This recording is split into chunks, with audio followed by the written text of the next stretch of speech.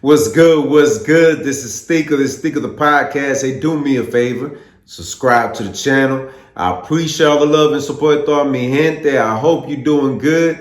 Taking care of yourself physically, mentally, spiritually, financially. Wherever you at in your life, take care of yourself. Stay focused and continue your journey. Yo, I remember when my little man was playing soccer, right? He was out there having a good time. And, I'm a firm believer, this ain't a participation trophy. You better go out there and do your best. I'm a very competitive person. I'm going to put that out there. So, his team was losing extremely bad. And I got a little bit upset. Tampoquito enojado. It was 5-0. And they had 5 minutes left. And one of the teammates made a goal. And I was like, okay. We still got 4 more to go, But they were celebrating. And even some of the parents were clapping. And I was like, mira, I don't like that kind of energy. Look, we losing, man. We haven't won nothing yet. And then the coach, he came through. He said, hey, calm it down. Why are we celebrating? There's still time on the clock. We're losing this game. I understand y'all excited that y'all scored, but this ain't what that is right now. We are losing right now. And right there, I said, man, we both on the same. I know he 5, bro. I know he a little kid, but still, man, you got to teach them while they're still young, man. You got to get them while they're still young. Because if you teach them that it's okay to be losing and you think like everything's okay, you're going to be out there celebrating your losses. I'm like, wait a minute, you lost, bro. Like, what are we celebrating here? You know what I mean? That's just the way I think. As a father, you got to understand, man. You got to teach them young, man. Hey, look, man, you lost, man. You could have done better. Hey, what you want to do? What? You want to play video games? Did you do good on that field? I'm gonna be respectfully. I feel disrespected. That's just me, though, man. I know y'all probably like, get to the point, man, but you talking too much. And I say this, man, Edgar Berlanga, he fought Canelo Alvarez, and the fight was, after the smoke clears, you got to say to yourself, well, okay, let me rewatch that fight. Maybe Edgar gave us a little bit of hope. He cracked the code of how to beat Canelo Alvarez, right?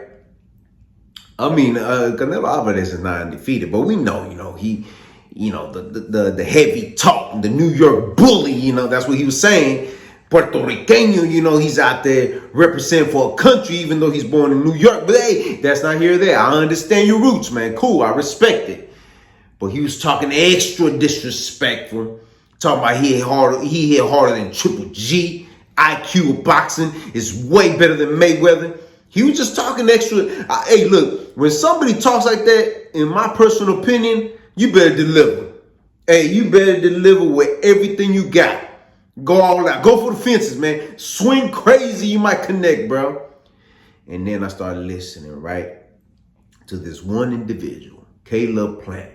He's on this Breakfast Club interview. I'm going to drop the link in my description. You see, I could check this out, right? He said, and then also Tank Davis said something about it. And I started thinking to myself, like, where's boxing going right now, man?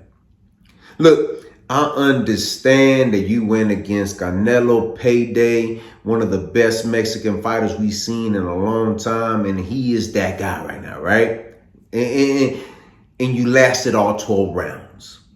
So Caleb Plant said, so is that what it's about now? The fact that you just lasted 12 rounds with Canelo and you did not win 1 round. And I look back at the fight and I was like, damn, man, he right. Why was I celebrating that Edgar Berlanga stocks went up? Why would it go up if he did not beat Canelo after talking all that hot mess? He did not beat Canelo. So I'm going back to what I was saying earlier. Why are we celebrating the losses? He didn't show us nothing in that fight. Just the fact that he's a fighter and he's in there trying to bang it out with Canelo. But he's a bigger, stronger fighter, young. And I'm like, you still did not beat this guy. So my question to y'all, where is boxing at right now? Is this more about who got the most followers, who has the look, the image to say, hey, you know what? He's the next big thing? Because I didn't see Munguia running around the whole city talking about, hey, you know, we fought Canelo and we lost, but we will end it. Bro, what are we doing here? I don't even see Canelo celebrating like that. And this is what I gotta say, man. If boxing's heading that direction and we praising fighters that take L's, losses, maybe boxing is done. Maybe y'all se acabó, bro. Because ain't no reason why Edgar Berlanga's at no parade with Puerto Ricans and they're celebrating like he beat Canelo. The only thing you won was a payday. That's it. But nowhere in that fight did you give us hope that you beat Canelo. Yeah, you fought, but you didn't let your hands go. And you were talking extra crazy. At least when you talk about Caleb Plant, he fought Canelo, and yeah, he went out on his shield. He actually went the distance with Canelo as much as he could, but he won a couple rounds. So he gave you that, say, hey, you know what? He's a better boxer. What did Edgar Berlanga give us? And he had the whole Puerto Ricans out there with him. Anuel AA, Fat Joe, some other reggaeton artists, they were all there. And my question is this, man. Why does always it be the rapper that got to say something to a boxer?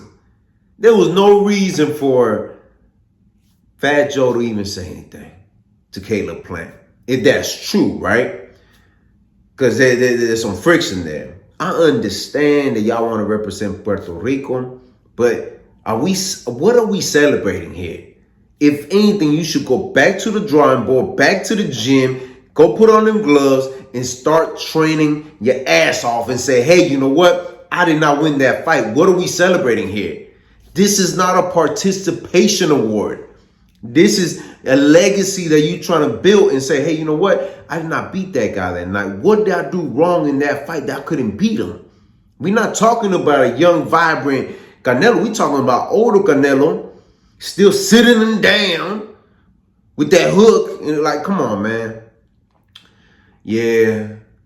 After the smoke cleared, I said to myself, let me rewatch that fight. I hear Tank Davis talking about it. I hear Caleb Plant. I said to myself, like, yo, I was hyped too because Edgar lasted 12 rounds with Canelo, but what was I hype about? Like, that don't even make sense. Like, you see how we all get confused. I was in the building watching this fight. Everybody was excited. It was a good fight, but the Caleb Plant fight was better.